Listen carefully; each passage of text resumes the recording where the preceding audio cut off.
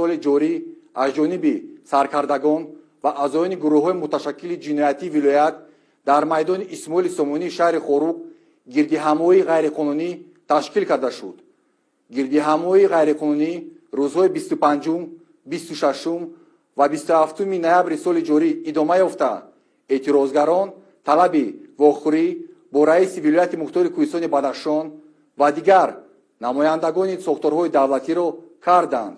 Санаи 27 ноябри соли ҷорӣ тахминан соати 14:00 раиси вилояти мухтори Кӯҳистони Бадахшон Мирзонабод Алишер Худобердӣ бо ҷамъомадагон дар майдони Исмоили Сомонии шаҳри Хорук вохӯрӣ намуд.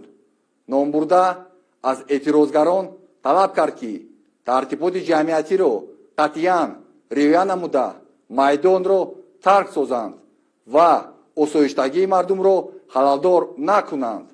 раиси вилоят дар доираи ваколатҳои худ ба саволҳои иштирокчиёни тазоҳуроти ғайриқонунӣ ҷавобҳои мушаххас дода изҳор намуд ки барои таҳқиқи холисонаи ҳодисаи дар рӯзи 25 ноябри соли 2021 ба вуқӯъ омада аз ҷониби прокуратураи вилоят гурӯҳи фаврии тафтишотӣ таъсис ёфта тафтишот идома дорад.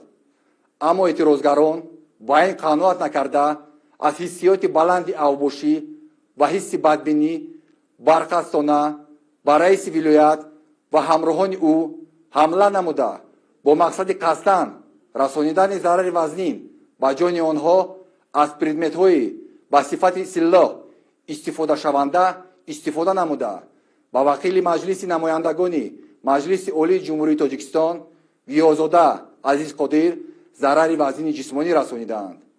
бо мақсади пешгирии идомаи кирдорҳои авбошонаи эътирозгарон намояндагони мақомоти ҳифзи ҳуқуқ маҷбур шуданд ки аз силоҳ сӯи ҳаво тири огоҳикунанда паронанд.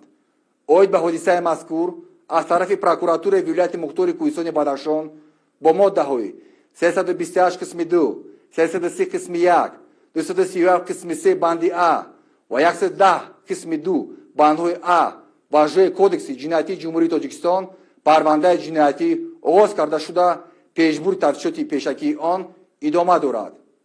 аз сокинони шаҳри Хорук ва дигар ноҳияҳои вилоят эҳтиромона хоҳиш карда мешавад ки тартиботи ҷамъиятӣ ва осудагии мардумро халалдор насозанд, чунки ҳар як амали ғайриқонунӣ дар худ ҷавобгарӣ дорад.